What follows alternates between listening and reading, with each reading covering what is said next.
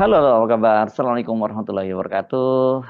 Semoga selalu dalam keadaan sehat walafiat, tetap semangat. Kita ketemu ini sekarang sudah tinggal 2 hari lagi ya, Ramadan, dan kita udah bersiap-siap untuk menyambut Hari Raya Idul Fitri.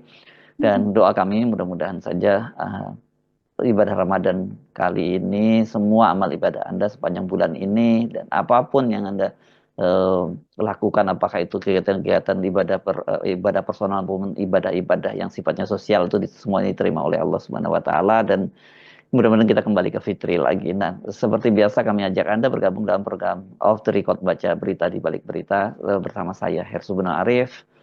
Dan saya Agi Beta, senang sekali menjumpai Anda kembali. Mudah-mudahan kita semua dalam keadaan sehat dan bisa menyambut Lebaran dengan Ya, tubuh yang sehat dan pikiran akal sehat ya. ya Mas Yus. Ya, walaupun begitu ya, ini kelihatannya unjuk rasa menentang Hmm. RUU TNI itu nggak peduli dengan orang menjelang Lebaran ya. Biasanya kan di Iya, masa-masa lalu ya, aksi-aksi unjuk betul. rasa seperti itu turun ya. Kalau menjelang Ramadan aja biasanya turun itu tensinya. Ini kali ini justru bukan hanya Ramadan, menjelang Hari Raya Idul Fitri masih kenceng gitu. Biarkan orang sibuk kalau kalau kalau menjelang Lebaran gini biasanya ya persiapan mudik apa dan sebagainya gitu ya, Betul. bagi persiapan Lebaran. Tapi ini makin meluas yang bagi, dan yang Hmm. sangat kita sayangkan, bolak-balik kita mengingatkan para aparat itu harusnya jangan menghadapinya dengan sangat keras dan kasar, dan banyak kejadian saya lihat kok ini para pengunjuk rasa diperlakukan kayak pencuri ya, kayak maling gitu ya Mbak, perlakuan dari aparat ya. Maling aja sebenarnya nggak boleh diperlakukan seperti itu, apalagi ini masyarakat sipil, koalisi masyarakat sipil dan mahasiswa diperlakukan seperti itu gitu. Itu kejadian seperti yang di Bogor ya Mbak Agi ya. Betul, betul. Jadi yang di Bogor itu mendapatkan protes keras sekali ya, Iya, karena memang biasanya yang ditelanjangi apa setengah badan dibuka bajunya, dibuka terus kemudian bajunya. disuruh jalan jongkok seperti itu biasanya perlakuannya. Dan sayangnya sudah familiar itu masyarakat perlakuan terhadap para curanmor apa mirip seperti itu begitu. Jadi menganggap ini kan bukan kriminal ya, mereka ini melakukan unjuk rasa dan kemudian juga sebab dari mereka melakukan unjuk rasa juga semuanya juga mengetahui kalau negara dalam keadaan baik-baik saja, saya rasa juga tidak akan terjadi unjuk rasa yang seperti ini, begitu, Mas Hersun.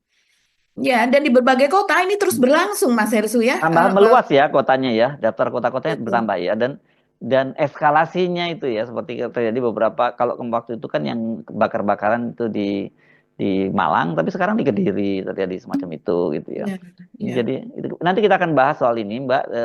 Terus kemudian kita mesti update juga ya, situasinya cukup dramatis ini, terutama di Thailand ini, gempa bumi yang Mhm, sangat besar, itu 7,7 betul. skala Richter, ini lebih besar dari gempa Aceh ya Mbak, ini gempanya ya.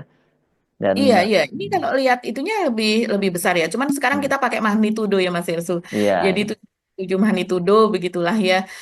Ini mengerikan sekali karena sebetulnya gempanya terjadinya di Myanmar, tapi karena hmm, kan memang Myanmar dan hmm, Thailand ini hmm, satu daratan begitu dan sama-sama apa ya, sebetulnya luasannya tidak terlalu luas sehingga dampaknya bahkan sampai ke India, sampai ke Cina, sampai sangat luas. Karena ternyata kalau kalau kita lihat itu gempa dangkal ya, Mas Irsu. hmm. Ya Jadi justru dangkal itu Mbak yang seismik. yang Hmm, dampaknya gede, karena luas, walaupun dampaknya betul. besar, walaupun getarnya pas skala Richternya gede, nah kita masih Hmm, menggunakan skala Richter itu dan tapi kalau terlalu kedalaman itu biasanya memang dampaknya nggak terlalu ini, nggak terlalu besar. Justru yang dangkal itu ya kemudian dia dampaknya menjadi cukup serius. Kita lihat beberapa gedung-gedung runtuh ya di sana, itu juga cukup memprihatinkan. Nanti kita akan putarkan juga beberapa video-video tentang peristiwa itu. Nah, di luar itu apa lagi Mbak yang kita mau bahas?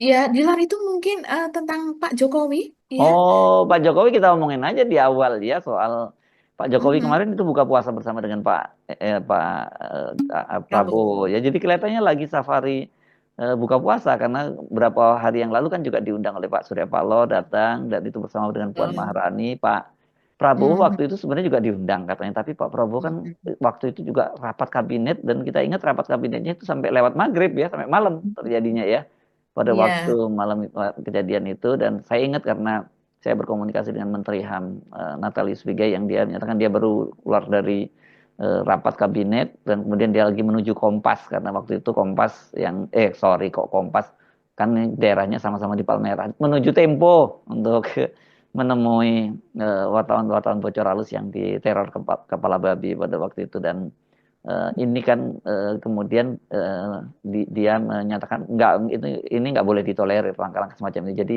cukup bagus dengan kehadiran Natalie Spigajet, karena pemerintah kesannya kemarin kan hanya Hasan Nasbi aja yang dianggap melecehkan, tapi tidak Betul. semua pemerintahan semacam Mm-mm. itu.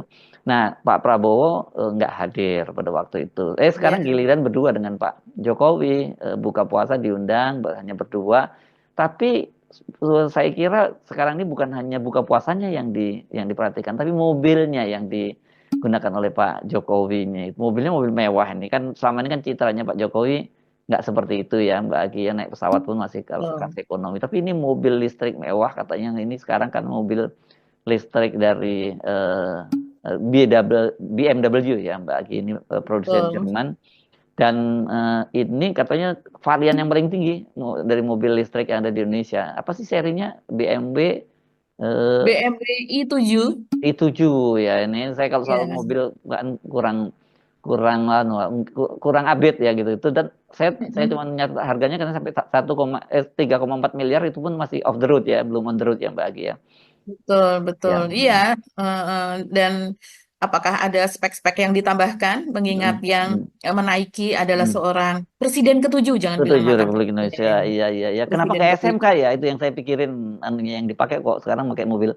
Kan ini nggak sesuai dengan citranya. Jadi kayak Pak Jokowi seperti topengnya terbuka gitu menggunakan kendaraan mewah. Tapi ini media mencatat bahwa mobil ini karena platnya aja ini kelihatan kayak BK, itu berarti kan kaitannya dengan Bobby dong ya. BK ini kan mobil plat Sumatera Utara, BK 1235 nih anunya platnya. Dan mobilnya ini katanya pada waktu itu memang pernah dipakai oleh Bobi dan Kaisang pada waktu pelantikannya Prabowo Gibran. Jadi ya, eh, akhirnya Pak Jokowi nggak kalah lah dengan anak dan menantunya, istri dan anak dan menantunya ya kalau soal gaya hidup sekarang ya.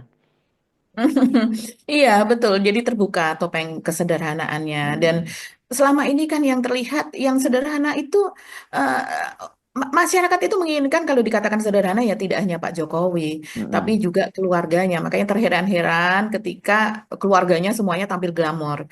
Jadi mulai dari istri Ibu Iriana maupun semua anaknya dan menantunya tampilnya mm. glamor sekali Iya. begitu. Saya Bahkan saya kalau dukung nih Pak Jokowi, jangan mau dong Pak Jokowi, enak aja yang kerja keras Pak Jokowi, yang dihujat banyak orang tuh Pak Jokowi, masa yang enak-enakan anak dan menantu malahan. Ya, jadi nggak apa-apa iya. lah, capek pakai topeng terus kan capek ya Mbak. Iya, dan lagi kan juga sudah nggak jadi presiden ya. Mm-mm. Jadi apa semua yang ada diperlihatkan juga nggak apa-apa. Dan kalau tadi Mas Ersu bertanya, kenapa nggak pakai SMK? Soalnya SMK-nya belum ada yang listrik, Mas Ersu. Sedang Ah, diproduksi mungkin. Dan iya, iya. kalaupun SMK ada yang listrik, saya rasa itu daftar tunggunya Oversubscribe, ya, oversubscribe. subscribe, iya begitu. Ya. Dan mungkin justru nggak akan dipakai di Jakarta, mungkin dipakainya di IKN. Ya, secara Mm-mm. IKN itu kan smart city yang tidak boleh ada nanti kendaraan berbahan bakar Fosil eh, ya. fosil yang ada Mm. di sana. Jadi semuanya harus minim polusi, hampir mendekati nol, yaitu Ya, ini artinya listrik ya. dan sebagainya. Ini lebih membumi lah ya kalau Pak Jokowi sekarang udah mulai pakai kendaraan mewah dan sebagainya gitu ya. Memang pura-pura terus juga capek sih kalau kayak. Tapi bajunya tetap hitam putih, Mas Hersu ya. Iya. Ya Yang tetap. harganya hanya berapa Ya. ratus ribu saja begitu ya. Sepatunya juga mungkin masih sepatu yang dari dari Bandung yang harga beberapa ratus ribu saja. Tapi ya kita nggak tahu karena sekarang sudah tidak dibicarakan lagi soal merek tersebut ya, Mm-mm. karena sudah tidak perlu framing itu lagi begitu. Ya, ya, ya. Framing dan branding, bukan hanya Iya, framing juga. framing, Ya. framing dan branding. Dan kalau seandainya kita melihat Mas Heru, tadi harganya berapa? Sekitar 3, tiga koma sekian empat itu miliar. off the road. Terus Ya. 3 sekian itu off the road, belum ditambah kalau seandainya ada spesifikasi yang lain begitu ya, biasanya untuk orang-orang tokoh begitu ya, terkenal apa, itu biasanya ada order khusus lah begitu. Jadi mobil bukan begitu ada di showroom kita pesan, tapi memang ditambahkan lah untuk ke dalamnya. Dan kita tidak tahu ini mobil Bobi ataukah mobil Pak Jokowi, tapi artinya adalah mobil keluarga Jokowi karena dipakai juga oleh Pak Jokowi. Kalau seandainya kita melihat bagaimana apa namanya Mas Hersu, mobil-mobil listrik itu berapa sih kisarannya? Ini saya membaca ya, bahwa harga mobil listrik termurah di Indonesia saat ini adalah series E1 dengan harga mulai 189 juta. Hmm. Sudah murah sekali sekarang mobil listrik Hmm. itu. Ya, ya. Mobil ini memiliki dua varian yaitu B-Type dan L-Type begitu. Dan memiliki jarak tempuh 180 kilometer apa dan sebagainya. Jadi ini friendly banget ya kalau dipakai oleh keluarga-keluarga muda yang kemudian masih gajinya begitu ya masih Hmm. pas-pasan gitu. Dan yang lainnya ya ada juga yang series dari Wuling Air Electric Vehicle ini juga Henry Boma, EV, Neta EV apa dan sebagainya itu juga yang direkomendasikan sebagai mobil listrik yang murah. Hmm. Jadi kalau seandainya ada yang harganya itu 3 sampai dengan 4 miliar ya itu termasuk memang mobil listrik yang eh, di tingkat level yang paling atas lah Ya disebut mobil kira-kira. Sultan, mobil listrik Sultan ini Mbak Agi, makanya disebutnya Betul. oleh media. Mhm. Oke, nggak Iya, apa-apa. Pak Agi lanjutkan ya Pak Jokowi ya. iya, hidup Jokowi. Iya. Oke, mari kita ngomongin yang mana dulu nih? Soal TNI atau yang mana dulu kita omongin? Yang gempa ini Mas Ersu, Oh coba gempa ya, kita oke lihat ya, ini ya. ya, Iya, gempa ini jauh lebih besar daripada yang ada di Aceh ya. Dan apalagi gempa ini memang dangkal, sekitar 10 kilometer kalau tidak salah ya beritanya. hmm, Ini terjadi siang hari, sekitar pukul 1:20 begitu. Dan kemudian ini kalau kita melihat akibatnya tuh dahsyat sekali Mas Herso ya. Jadi yang bangunan-bangunan tinggi itu terlihat dia bergoyang. Bagaimana terus kemudian swimming pool atau kolam renang yang ada di atas biasanya banyak sekali hotel sekarang yang kolam renangnya itu ada di atas sehingga orang bisa berjemur dan sebagainya. Itu tumpah ruah airnya seperti itu sebelum akhirnya eh, hotel atau bangunan tersebut runtuh begitu. Saya bisa bayangkan ini mungkin ratusan yang ada di dalam tapi belum bisa terdeteksi kan sekarang. Begitu juga ada gambar-gambar yang bagaimana orang tertimpa reruntuhan setengah badan atau kepalanya saja. Betul-betul ini ya. mengenaskan. Saya rasa ini akan butuh bantuan internasional dan PBB juga turun nih Mas Hersul. Iya kan, Mungkin dan ada ada sebuah gedung kan yang terlihat kayak yang memang runtuhnya itu direncanakan kayak dipasangin bom gitu ya, langsung runtuh gitu itu ya kan, itu mengerikan betul. sekali itu. Tapi laporan tsunami kita belum mendapatkan ya Mbak Agi ya. Iya, kita belum belum mendapatkan laporannya. Dan kalau kita melihat gedung-gedung runtuh apa dan sebagainya, ya di dua negara itu yang paling parah ya, Ya, ya. Myanmar dan Thailand. Dan ini kan rekamannya belum belum berupa rekaman profesional, karena kalau yang namanya gempa seperti ini, apalagi tidak terdeteksi, tidak ada peringatan sebelumnya, maka ya kamera-kamera televisi atau kamera-kamera media yang profesional biasanya untuk sudut pengambilannya itu ya tidak siap. Ya, Biasanya ini adalah kamera dari netizen kan dan ya, ya. kameranya dari berbagai sudut pandang kita bisa melihat cari di X atau di Instagram ini Ya. kita prihatin sekali ya. Ya, ini duka kita ya untuk Thailand, terutama Thailand Betul. ya, dengan Myanmar kan yang relatif karena pemerintahnya itu junta militer, ekonominya juga tidak semaju Thailand, jadi tidak banyak bangunan-bangunan tinggi seperti yang ada di Thailand ya, Mbak Agi ya, Myanmar nih ya. Karena ya sampai sekarang kan negara negara itu nggak stabil gitu, masih tetap dipegang oleh militer dan tidak stabil. Dan mereka kan mencoba membangun kota baru namanya susah sekali, Naiwa Pidai, apa namanya Ya, Pidai betul. apa sih? Mhm. Eh, Mhm. Kebetulan kalau Yangon saya sempat pernah ke Yangon Mbak Agi. Mhm. Kalau yang Mhm. ibu kota baru saya belum sempat ke sana. Di Yangon dia relatif bangunan-bangunannya Mhm. adalah kota-kota yang tua dan memang tradisional ya, karena ini kan sebenarnya kota Mhm. ini kan negara Buddha sebenarnya, sama dengan Thailand ya sebenarnya, sama ya Budanya gitu, tapi terus diguncang instabilitas lah karena militer yang akan berkuasa di sana. Dan mungkin kaitannya orang di Indonesia mungkin jangan membayangkan gitu kalau balik lagi bisa bisa jadi kayak Myanmar gitu, makanya pada protes semua. Ya, betul. Karena itu merupakan contoh yang sangat-sangat buruk yang di Myanmar itu ya. Apalagi mereka rasisme itu juga terutama Ya. kepada Muslim yang ada di Mm. sana, begitu yang Mm. dianggap Yang sebagai orang-orang Rohingya ya. dari luar, orang-orang Rohingya apa dan sebagainya itu memang sangat kejam sekali ya pembantaian apa dan sebagainya. Ini saya sedikit info saja nih Mas Irsu, saya membaca dari Liputan 6 ya. Ini ternyata memang ada sepertinya pergeseran sesar ini ya Mas Irsu.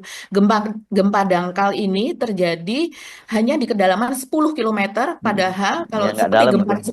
Hmm. Iya, di Sukabumi misalnya ya, Hmm. kedalamannya bisa sekian puluh kilometer begitu, dan kemudian jauh dari garis pantai. Hmm. Tapi ini adalah sekitar 10 kilometer dengan epicentrum di dekat pusat kota Mandalay. Ini sebuah kota besar di Myanmar ya, kota Ya, ya. terbesar kedua di Myanmar, sekitar 50 kilometer dari timur kota Moniwa.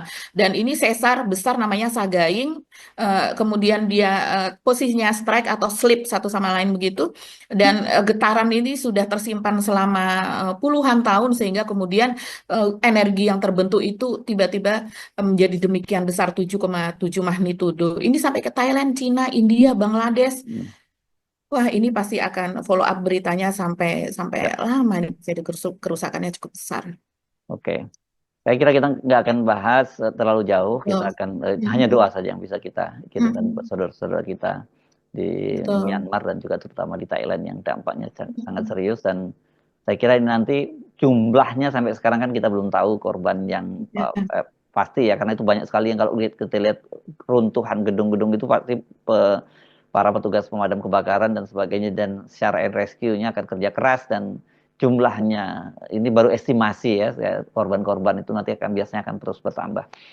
Ini mengingatkan kita pada apa yang terjadi di Aceh, dan di Aceh itu Mhm. lama sekali luka itu apa bisa Mhm. disembuhkan ya peristiwa tsunami tahun 2004 ya Mbak Gia. Betul, 2004. Mhm. Iya. Oke, Mhm. kita pindah ke Indonesia lagi ya Mbak Gia. Ya, ya. Kita pindah ke Indonesia, mungkin kita mencermati demo-demo yang belakangan Ya. terjadi, Mas. Ya, dan ini masih follow up dari yang sebelum-sebelumnya. Hmm. Kita lihat misalnya seperti Bogor dan Kediri, ini terutama Bogor ya, mungkin karena Bogor juga dekat dengan ibu kota sehingga liputannya sangat masif. Juga banyak apa namanya media begitu sekarang ini yang tumbuh di Bogor begitu, dan juga media-media yang dibuat oleh netizen. Sehingga apa yang terjadi di sana menjadi telanjang kalau saya lihat.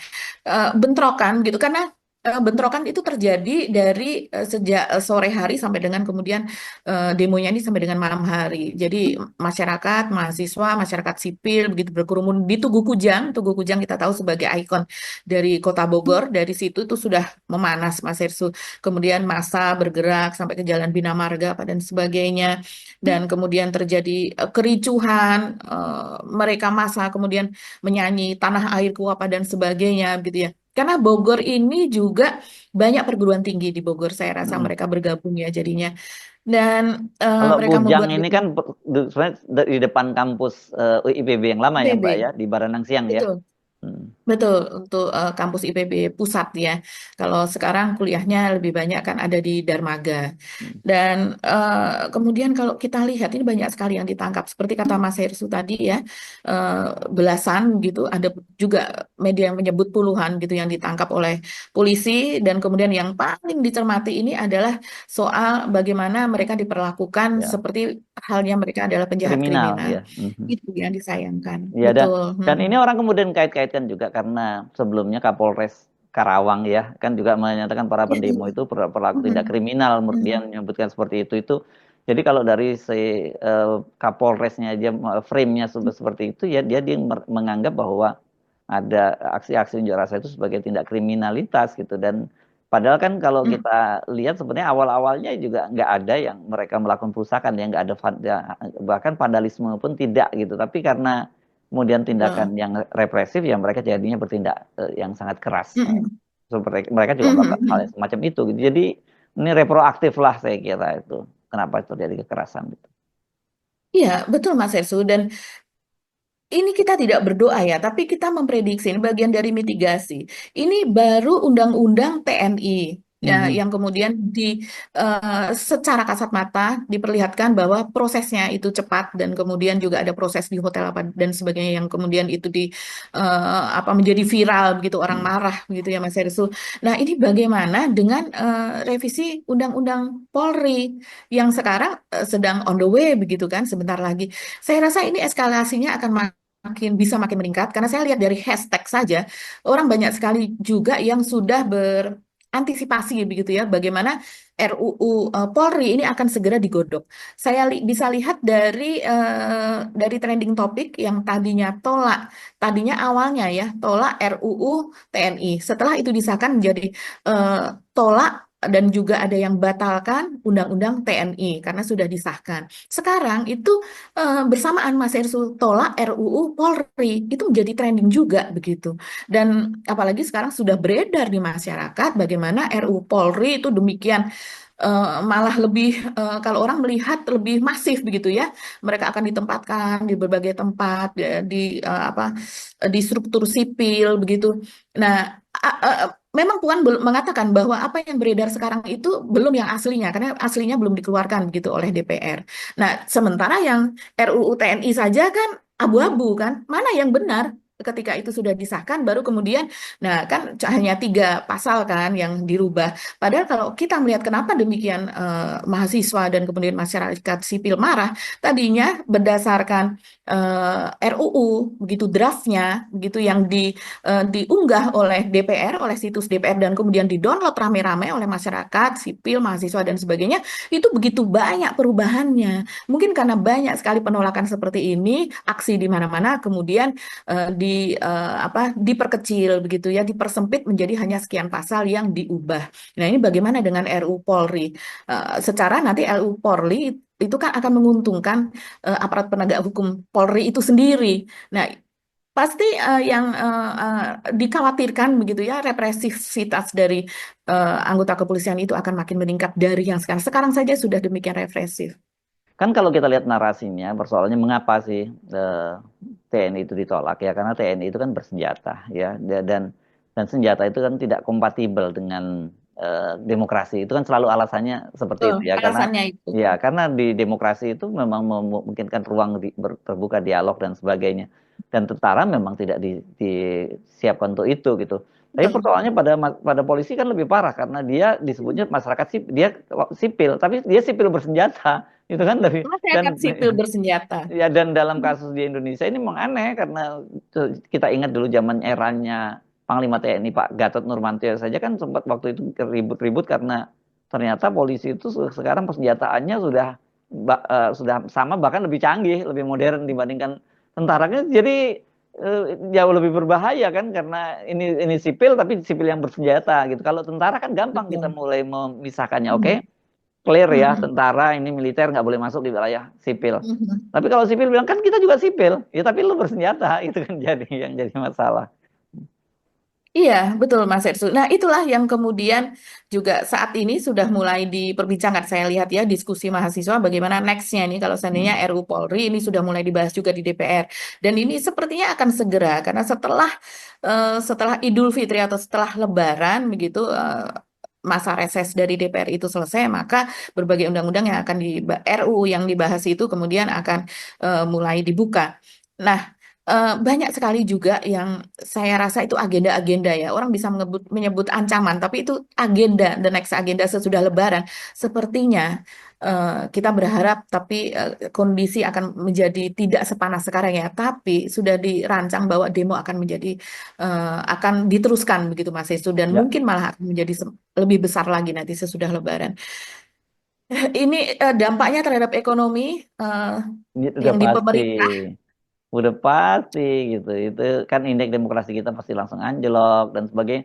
Nah, Betul. yang dikhawatirkan juga dan bukan hanya dikhawatirkan, tadi di warning. Selama ini kan tingkat kepercayaan eh, publik terhadap tentara itu sangat Hmm. tinggi ya selama ini ya. Tapi dengan Ya, kasus ini dipastikan betul. ini akan drop. Bayangkan kalau Hmm. kemudian lembaga, lembaga yang paling dipercaya seperti TNI pun kemudian mulai kehilangan kepercayaan gitu.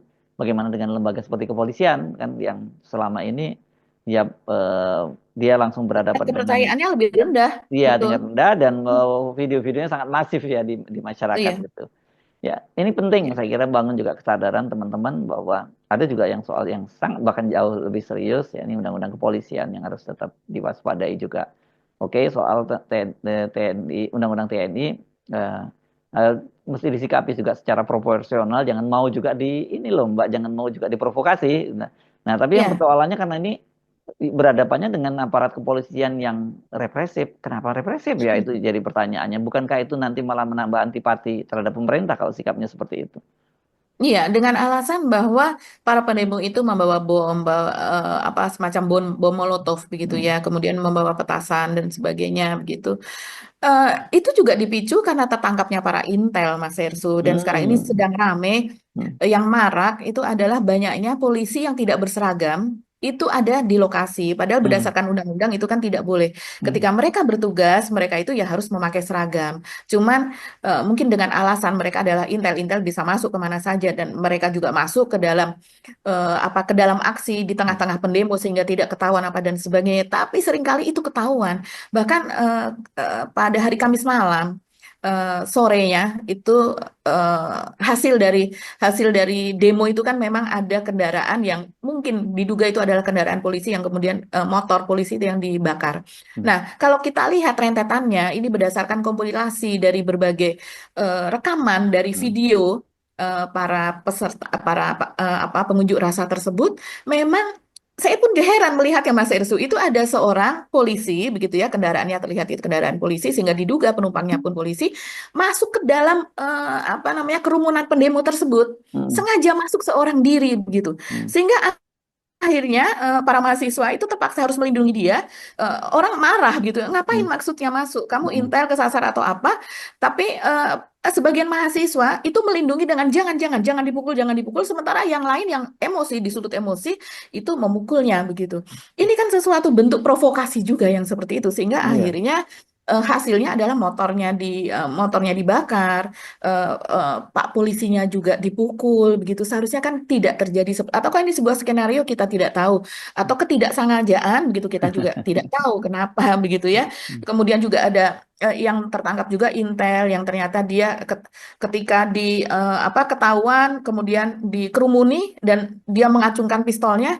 Nah, kemudian semua pengunjuk rasa lari pistol pistol apa dan itu juga kan sangat viral di media sosial, itu juga yang semakin memicu eh, apa para pengunjuk rasa itu kalau mau pergi unjuk rasa berarti harus membawa pengaman apalah dan sebagainya. Begitu juga ada sebuah video Mas Ersu itu unjuk rasa yang di Jakarta ya kemarin itu sangat viral juga ketika dari kepolisian begitu, pasukan dari kepolisian kemudian menghadang ambulans. Jadi ada beberapa mobil ambulans yang itu sudah Hmm. berisi para korban luka yang akan dibawa ke rumah sakit itu dihadang dan mereka tidak bisa pergi dari lokasi. Itu sangat sangat menimbulkan kemarahan dan ketika video itu beredar sudah bisa dibayangkan bagaimana tumpah ruahnya komentar dari netizen.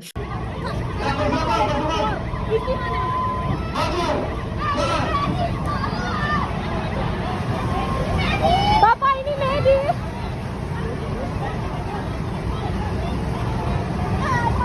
Gila, itu udah pada berdarah-darah semua. Gila, ini medis segala banyak loh. Udah jalan guys, udah jalan. Tapi polisinya nggak ngasih lewat. Pura-pura budek. Aku nggak ngerti deh maksudnya apa. Ini kemanusiaan loh, udah medis. Ini udah medis, tapi nggak dikasih lewat. Oh iya, kenapa? HP diambil. Siapa HP yang diambil? Itu diambil. Aman, udah aman. Ini digeledah sampai rusak kak. Iya. Lihat. Ditonjok, kamu ditonjok. Sama polisi kan? Kakak ini ditonjok. Kakak ini ditonjok, ininya sampai kebuka. Ini tas ini medis. Udah jelas-jelas tanda medis. Gila emang polisi. Hal-hal seperti itu yang seharusnya tidak terjadi begitu ya. Bagaimana terus kemudian ada perempuan juga dipukul, kemudian petugas medis juga diusir dari tempatnya padahal dia berada di lokasi itu dan ketika ditunjukkan harus tempatnya diusir, kemudian ditempati oleh APH dan di tempat yang baru itu ternyata juga dia tidak diperkenankan. Padahal yang namanya petugas medis harus ada di lokasi, mereka sudah memakai tulisan begitu ya medis begitu. Dan ternyata mereka juga tetap saja menjadi korban penganiayaan. Ini saya rasa hal seperti ini bukan kampanye positif ya bagi Indonesia karena gambar-gambar ini, video ini tersebar ke Nyebar seluruh. luaskan ini ya. Nah, Betul. ya. Satu hal yang kita juga harus bicarakan ya, saya kira ini isunya dianggap cukup sensitif ya, kemungkinan bahwa ada yang memanfaatkan aksi unjuk rasa itu. Mm-mm. Itu kan seperti misalnya suara-suara itu muncul orang seperti aktivis Faisal Asgaf juga udah mulai menyampaikan hal itu. Belakangan saya lihat orang seperti Said Didu juga mulai menyuarakan itu karena kenapa kecurigaan mereka cukup beralasan juga kenapa jadi tiba-tiba sekarang jadi rame banget seperti ini dan kemudian isu Adli Jokowi jadi tenggelam yang yang terjadi malah justru tumbangkan Prabowo kan itu yang kemudian orang mencurigainya seperti itu gitu. Saya kira mungkin posisinya kita juga nggak boleh terlalu naif-naif amat dalam soal itu ya Mbak Agi ya. Jadi bahwa kemudian menyatakan itu menganggap bahwa ada yang menunggangi itu juga sesuatu yang berlebihan. Saya kira itu hal yang biasa dalam setiap situasi semacam ini pasti akan ada yang memanfaatkan Pasti. situasi dan mendapatkan ingin mengambil kepentingan politiknya, keuntungan politik di situ. Itu yang saya kira kita mesti proporsional, nggak sepenuhnya langsung juga menuduh bahwa semua yang terjadi ini kemudian ada yang jadi backingnya, ada yang ada yang jadi donaturnya lah gitu, sehingga kok sangat masif terjadi di berbagai daerah. Tapi mendinai bahwa sama sekali tidak ada yang ikut memanfaatkan situasi juga terlalu naif juga kan gitu Mbak Agi. Iya, betul. Dalam setiap situasi pasti ada pihak lokal, kelompok lokal maupun kelompok dari luar negeri yang ikut menunggangi. Yang mereka sudah mengintip dari sejak jauh hari begitu. Nanti kalau pada kondisi yang sensitif seperti ini mereka akan ikutlah di dalamnya begitu. Karena juga seringkali seperti mahasiswa misalnya ya, seperti demo yang di Jakarta ketika itu ada anarko ini kan kita tahu ada anarko internasional juga ada anarko lokal. Lokal siapa yang pegang apa dan sebagainya. Kenapa Iya. anggota anarko itu adalah selalu anak muda padahal sejak 10 tahun yang lalu harusnya mereka sudah di atas 30 tapi yang sekarang yang datang lagi Muda terus. muda lagi umur 20, 21, 22 yang artinya mereka ini beregenerasi. Artinya ada yang memelihara, ada yang melatih apa dan sebagainya pakaiannya hitam-hitam sudah ada semacam peraturan SOP lah di antara mereka dan mereka ini menyusup mereka seringkali menjadi provokator, mereka membakar lebih dulu yang kemudian itu dinisbahkan atau dialamatkan oh ini peserta unjuk rasa dari mahasiswa ini begitu kan. Mungkin Apalagi kerusuhan, ya. betul sebagai penyebab kerusuhan. Jadi memang selalu ada, tapi bahwa memang Indonesia tidak baik-baik saja. Nah, itulah yang kemudian ditunggangi. Tidak baik-baik sajanya kenapa? Karena berbagai kebijakan selama 10 tahun terakhir begitu. Jadi memang ada alasan-alasan yang sangat mendasar, kemudian ada alasan-alasan sampingan gitu yang kemudian ikut bergerak di situ. Bahkan sekarang kan narasi tentang George Soros itu pemodal internasional yang dia bisa aksinya itu bisa membuat kocar-kacir pemerintahan suatu negara begitu yang akan dibentuk sesuai dengan apa yang dia dan kawan-kawan dia inginkan itu sudah ikut bermain di Indonesia. Termasuk sekarang kerusuhan yang ada di Turki hendak menumbangkan Erdogan itu juga termasuk kabarnya, Bill, kalau kita melihat berita internasional, itu kabarnya George Soros juga sudah mulai main di sana. Kalau di sini mungkin bisa dikatakan dia bisa menaik turunkan nilai rupiah begitu ya, kuat-kuatan. Ini seorang investor internasional melawan sebuah negara. Tapi ya kita lihat di tahun 98, kemudian setelah ada penyelidikan, setelah berbagai dokumen bocor, itu kan memang ada tangan dia juga di Indonesia. Jadi ini memang sangat kompleks. Nah, sekarang bagaimana pemerintahan Prabowo menghadapi hal ini? Begitu ya Mas Ersu. Begitu juga menghadapi pemerintahan yang lalu, apakah akan menghadapi hal ini masih tetap bersama-sama sebagai murid dari Jokowi ataukah lebih independen ataukah mengambil jalan memutar yang jauh sekali sehingga menimbulkan banyak persepsi bahwa Pak Prabowo kok tidak bersama rakyat seperti itu Kok lemah gitu. banget. Kok lemah banget begitu. Apalagi di tengah maraknya demo seperti ini dan jangan salah Mas Hersu, di tengah demo seperti ini tetap aja adili Jokowi dan sebagainya itu tetap muncul ya. Bahkan berbagai mural di berbagai lokasi itu juga tetap ada, tapi memang tidak mendominasi karena kalah oleh berita tentang kerusuhan, tentang kericuhan demo ini begitu. Jadi ya di tengah demo saat ini yang sangat masif, di tengah korban PHK yang banyak sekali, di tengah ekonomi yang runtuh, bahkan orang yang yang pulang mudik katanya itu anjlok 25% minimal, entah berapa orang yang nggak bisa mudik, ingin mudik tapi buat ngongkos aja udah nggak bisa begitu. Ya. Jadi ini situasinya memang sangat-sangat berat Ranting saat ini. kering itu ya, sebenarnya ranting kering yang kemudian dengan mudah dibakar. Makanya kan kita berkali-kali Betul. kita mengingatkan bahwa saya kira kalau lihat situasinya ini bukan semata-mata soal RUU TNI, ini jadi cuman semacam katarsis saja karena banyak sekali kekecewaan dan kemudian mereka dapat momentumnya yang menjadikan musuh bersama yakni RUU TNI itu sejak awal apa ya dugaan yang kita sampaikan yang sangat mungkin itu terjadi tanda-tandanya karena ini tidak ada seperti kita singgung di awal tadi tidak ada tanda-tanda surut meskipun menjelang hari raya Idul Fitri. Yang Lebaran. Yes, Mhm. oke. Tetap saja Oke. teman-teman yang berunjuk rasa di jalanan sana tetap jaga keselamatan gitu. Jangan gampang mudah terprovokasi, jangan mudah diagitasi karena dalam situasi semacam itu ini pengalaman kita dulu ya ketika kita masih Betul. turun di lapangan gitu ya Mbak Agi ya. Tapi sekarang kan Betul. kita hanya bisa nonton dan mungkin kita bisa membagikan pengalaman saja kepada teman-teman semua. Itu ya Mbak Agi ya. Oke. Sampai ketemu lagi insya Allah besok. Kami mohon pamit. Saya Hersbun Arif. Dan saya Gebeta, terima kasih atas perhatian Anda. Tetap salam akal sehat. Assalamualaikum Wassalamualaikum warahmatullahi warahmatullahi wabarakatuh. wabarakatuh.